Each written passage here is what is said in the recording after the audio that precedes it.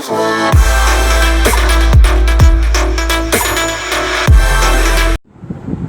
અગાઉના વિડીયોમાં આપણે બેંકના ઉદ્ભવ વિશે, ત્યારબાદ વેપારી બેંકનો અર્થ અને વેપારી બેંકના કાર્યો વિશે થોડું ઘણું જોઈ ગયા.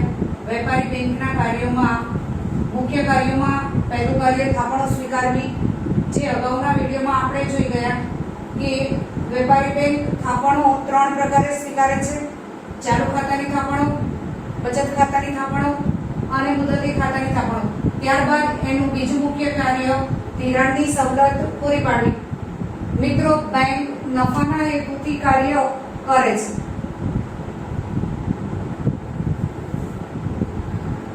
પરિણામે જે ખાતેદારોની થાપણો સ્વીકારે છે એ થાપણો સ્વીકારીને યથાવત મૂકી રાખતી નથી.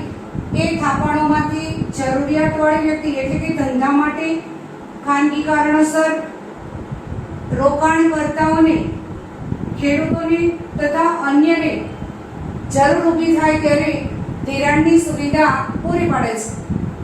હવે આ ધિરાણની સુવિધા પૂરી પાડે છે ત્યારે બેંક પોતાનું અસ્તિત્વ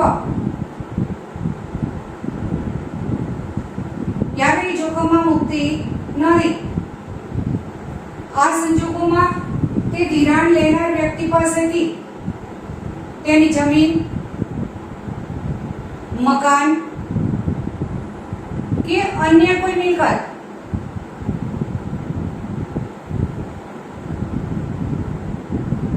તારણ તરીકે લે છે અને ત્યારબાદ જરૂરિયાતવાળી વ્યક્તિને જરૂરી રકમનું ધિરાણ પૂરું પાડે છે. કોઈ કારણસર ધિરાણ લેનાર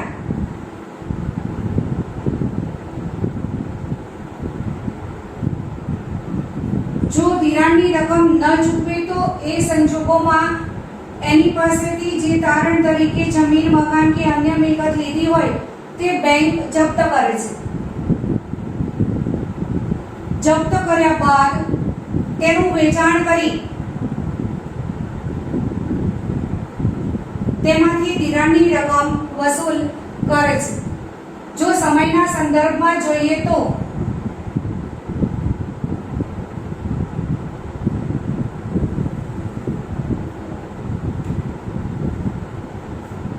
ધિરાણ 3 પ્રકારનું હોય છે: ટૂંકા ગાળા માટેનું, મધ્યમ ગાળા માટેનું અને લાંબા ગાળા માટેનું.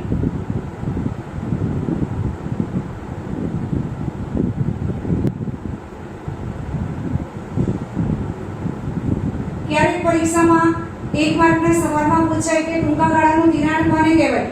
તો ટૂંકા ગાળા માટેનું ધિરાણ જે ધિરાણની મુદત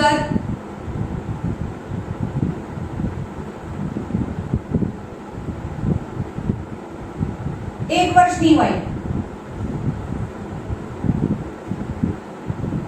તેવા ધિરાણને ટૂંકા ગાળાનું ધિરાણ કહે છે.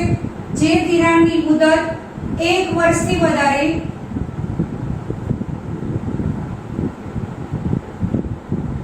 અને 5 વર્ષ સુધીની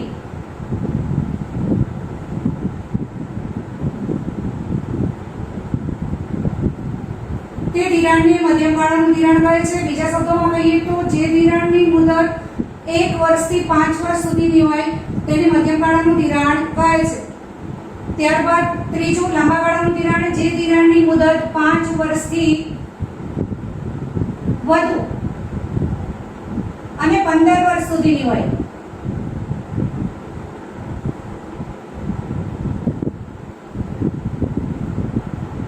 તેને લાંબા ગાળાનું ધિરાણ કહે છે. ફરીથી જોઈએ, ટૂંકા ગાળાનું ધિરાણ જે ધિરાણની મુદત 1 વર્ષની હોય તેને ટૂંકા ગાળાનું ધિરાણ કહે છે. જે ધિરાણની મુદત 1 વર્ષથી 5 વર્ષ સુધીની હોય તેને મધ્યમ ગાળાનું ધિરાણ કહે છે. અને જે ધિરાણની મુદત 5 વર્ષથી વધારે અને 15 વર્ષ સુધીની હોય તેને લાંબા ગાળાનું ધિરાણ કહે છે. આ ઉપરાંત ક્યારેક ધિરાણના હેતુના સંદર્ભમાં પણ હેતુને ધ્યાનમાં રાખીને પણ ધિરાણ કરવામાં આવે છે. તો ખાનગી હેતુ માટે, ખેતી માટે, ઉપરાંત વ્યાપારી હેતુ માટે પણ ધિરાણ કરવામાં આવતું હોય છે. વેપારી બેંકનું ત્રીજું મુખ્ય કાર્ય ચૂકવણી અને ઉપાડની સવલતો પૂરી પાડવી. બેંક તેના ખાતેદારોને ચૂકવણી અને ઉપાડની સવલત સરળતાથી પૂરી પાડે છે. આ માટે બેંક ઉપાડ ચિઠ્ઠી,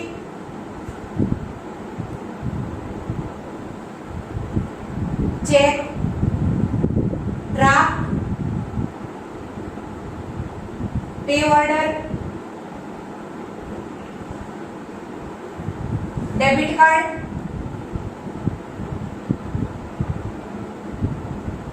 ક્રેડિટ કાર્ડ ઉપરાંત ઇન્ટરનેટ બેન્કિંગની સુવિધા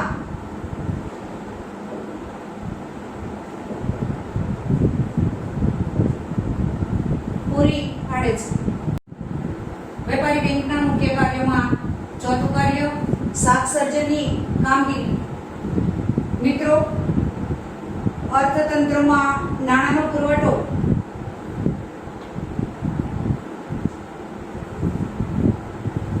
નાણાંની માંગને અનુરૂપ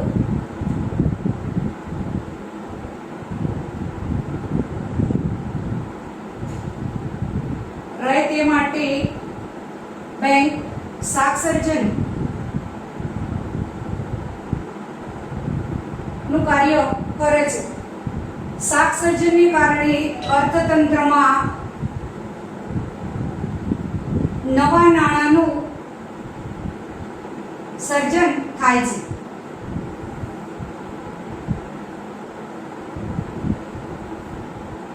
જો અર્થતંત્રમાં શાક સર્જનનું પ્રમાણ વધે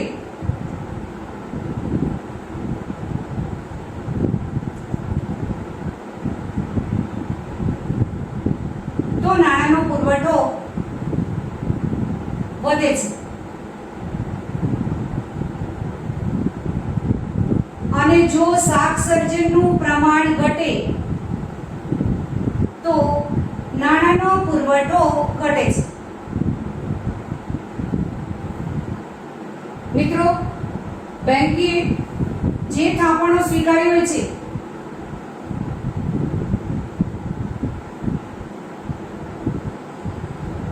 આ પૂરેપૂરી થાપણોનું ધિરાણ કોઈ પણ બેંક ક્યારેય કરી શકતી નથી. એનું ધિરાણ પૂરેપૂરું ક્યારેય કરી શકતી નથી. કાયદા અનુસાર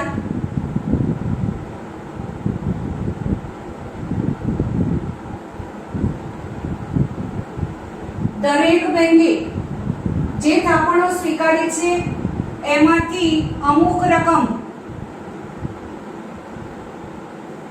અનામત રાખવી પડે છે.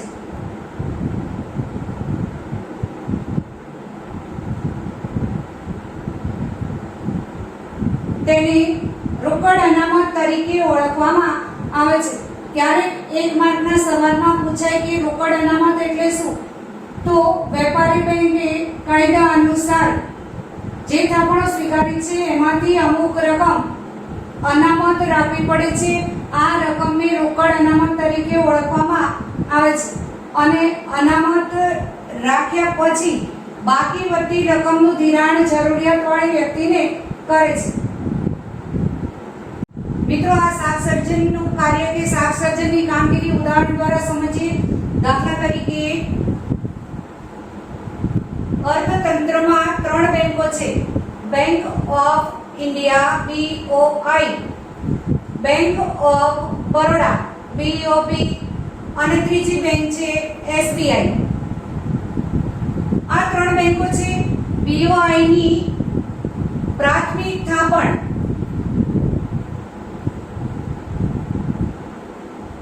₹5000 છે. BOI ની પ્રાથમિક થાપણનું પ્રમાણ ₹5000 છે.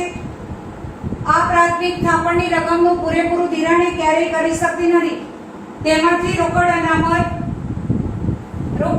અનામતનું પ્રમાણ 20% છે. તો આ સંજોગોમાં 5000 ના 20%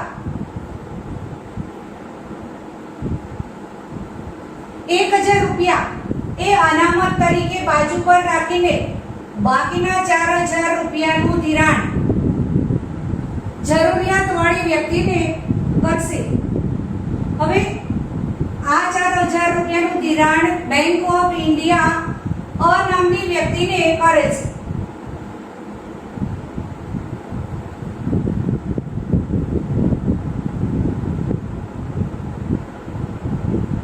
આનું ખાતું બેંક ઓફ ઇન્ડિયામાં છે, પરિણામે આ 4000 રૂપિયાનું ધિરાણ અને કરે છે, પરંતુ આ ધિરાણની રકમ અને રોકડમાં ચૂકવવામાં આવતી નથી, એના ખાતામાં જમા થાય છે. હવે આના ખાતામાં આ રકમ જમા કર્યા પછી તે રકમનો ઉપાડ ચેક દ્વારા કરી શકે છે.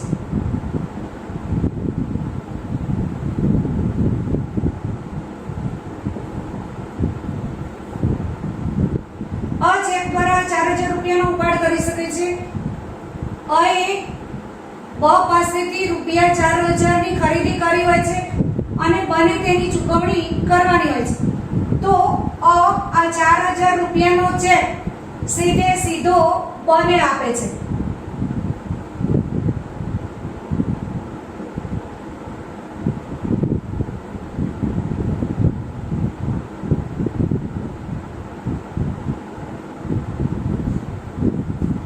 પરંતુ બનું ખાતું બેંક ઓફ ઇન્ડિયામાં નથી, એનું ખાતું બેંક ઓફ બરોડામાં છે. આ ચેક લઈને બીઓબીમાં જમા કરાવે છે, પરિણામે બીઓબી માટે પ્રાથમિક થાપણ 4000 રૂપિયા ગણાશે.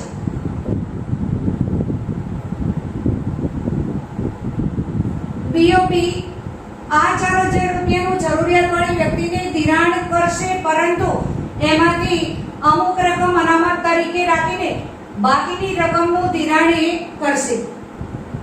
પીઓબી એટલે કે બેંક ઓફ બરોડા આ 4000 રૂપિયાના 20% 4000 ગુણ્યા 20 આ પ્રમાણે કરશો મિત્રો. 800 રૂપિયા અનામત તરીકે બાજુ પર રાખશે અને 3200 રૂપિયાનું ધિરાણ જરૂરિયાતવાળી વ્યક્તિને કરશે.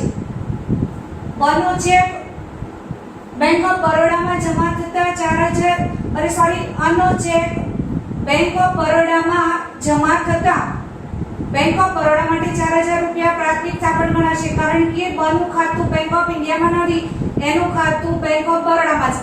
પરિણામે હવે આપેલું ચેક એ બેંક ઓફ બરોડામાં જમા કરાવશે, એટલે બેંક ઓફ બરોડા માટે 4000 રૂપિયા પ્રાથમિક થાપણ બનશે, એમાંથી 800 રૂપિયા રોકડ અનામત તરીકે બાજુ પર રાખીને 3200 રૂપિયાનું જરૂરિયાતવાળી વ્યક્તિને ધિરાણ કરશે.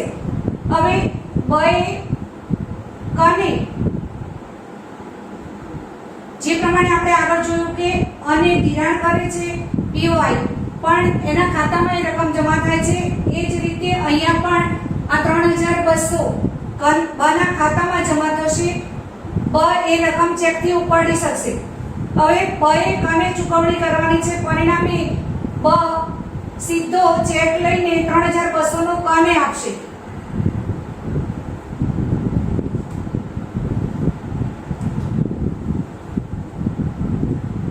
હવે પાસે ચેક આવશે, પરંતુ કનું ખાતું બેંક ઓફ બરોડામાં નથી, એનું ખાતું એસબીઆઈ માં છે, સ્ટેટ બેંક ઓફ ઇન્ડિયા.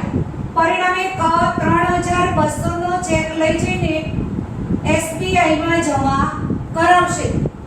તેથી એસબીઆઈ માટે 3200 રૂપિયા પ્રાથમિક થાપણ ગણાશે. આ 3200 માંથી એસબીઆઈ 20% રકમ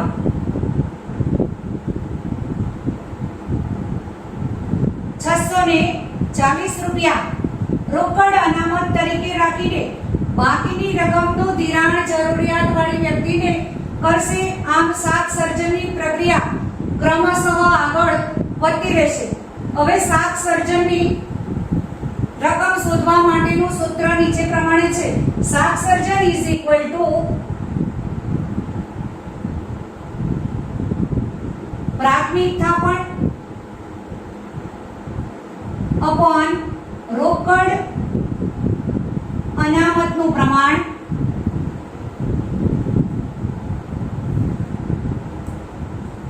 ગુણ્યા 100. અહીંયા પ્રાથમિક થાપણ 5000 રૂપિયા શરૂઆતની પ્રાથમિક થાપણને આપણે ધ્યાનમાં લઈશું. 5000 રૂપિયા અપન રોકડ અનામતનું પ્રમાણ 20% છે. 20 ગુણ્યા 100. અહીંયા 20 પંચા 100,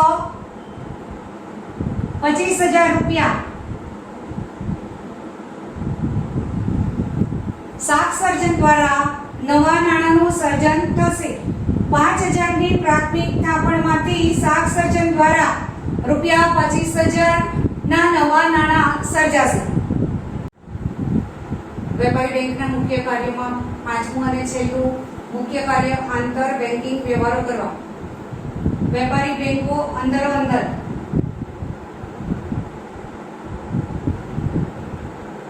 લાંબા ગાળા માટે અને ટૂંકા ગાળા માટે એકબીજાને ધિરાણ કરતી હોય છે. જ્યારે એક બેંક બીજી બેંકને મધ્યસ્થ બેંક દ્વારા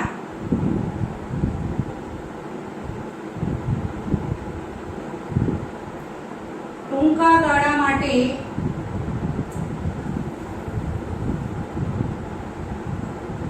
ધિરાણ આપે તેને કોલ મની કહે છે. મિત્રો ખાસ યાદ રાખશો, 1 માર્કના સવાલો પૂછાય છે. કોલ મની એટલે શું? તો જ્યારે એક બેંક બીજી બેંકને આ મધ્યસ્થ બેંક શબ્દ ખાસ આપવો જોઈએ. આ શબ્દ નીકળી જવો જોઈએ નહીં, નહીંતર એનો કોઈ અર્થ રહેતો નથી. જ્યારે એક બેંક બીજી બેંકને મધ્યસ્થ બેંક દ્વારા અને સમયનો ગાળો ટૂંકા ગાળા માટે ધિરાણ આપે તેને કોલ મની કહે છે. તેના પર જે વ્યાજનો દર લેવામાં આવે કે વસૂલ કરવામાં આવે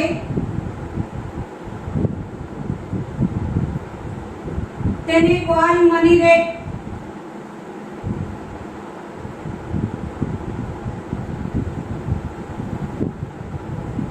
કહે છે. આ બંને શબ્દો ખાસ યાદ રાખશો. કોલ મની, એક બેંક બીજી બેંકને મધ્યસ્થ બેંક દ્વારા ટૂંકા ગાળા માટે ધિરાણ આપે તેને કોલ મની કહે છે અને તેના પર જે વ્યાજનો દર વસૂલ કરવામાં આવે કે લેવામાં આવે તેને કોલ મની રેટ કહે છે. ત્યારબાદ આગળ વધીએ વેપારી બેંકના ગૌણ કાર્યો. એમાં પહેલું કાર્ય છે ગ્રાહકોના એજન્ટ તરીકે તથા ઉપયોગી સેવા પૂરી પાડવાનું કાર્ય. એકબીજાથી અજાણ્યા આયાતકારો અને નિકાસકારોને શાકનું પ્રમાણપત્ર કાઢી આપવાનું કાર્ય વેપારી બેંક ગ્રાહકોના એજન્ટ વતી કરે છે. ત્યારબાદ કેટલીક આર્થિક પ્રવૃત્તિઓ માટે બાંયધરી આપવાનું કાર્ય કરે છે. તો ગ્રાહકના એજન્ટ તરીકે ક્યારેક કરવેરાના ચલનો ભરવાની કામગીરી પણ વેપારી બેંક કરે છે. ઉપરાંત તેના ગ્રાહકોને તેના કિંમતી ઘરેણા ઉપરાંત કિંમતી દસ્તાવેજો સાચવવા માટે સેફ ડિપોઝિટ વોલ્ટ, જેને આપણે લોકર કહીએ છીએ, એની સુવિધા પૂરી પાડે છે. આ સુવિધા પૂરી પાડવા માટે બેંક નક્કી કરેલ ભાડું ગ્રાહક પાસેથી વસૂલ કરે છે. બીજું ગૌણ કાર્ય બદલાતા સમય સાથે આધુનિક સેવાઓ પૂરી પાડવાનું કાર્ય. બેંકોની કાર્યપદ્ધતિ સમય અનુસાર બદલાતી રહે છે. બેંકોના કાર્યોમાં સતત નવીનીકરણ થતું રહે છે. વર્તમાનમાં ચલણ કે ચેક વગર એક બેંકના ખાતામાંથી અન્ય બેંક કે બીજી બેંકના ગ્રાહકના ખાતામાં મિનિટોમાં જ નાણાં ટ્રાન્સફર થઈ શકે છે. આ નાણાં ટ્રાન્સફર માટે NEFT national electronic electronic fund transfer અને RTGS real time gross settlement ની સુવિધા વેપારી બેંક પૂરી પાડે છે. હવે નિફ્ટ એનઈએફટી દ્વારા જો નાણાં ટ્રાન્સફર કરવા હોય તો 2 લાખથી ઓછી રકમ હોય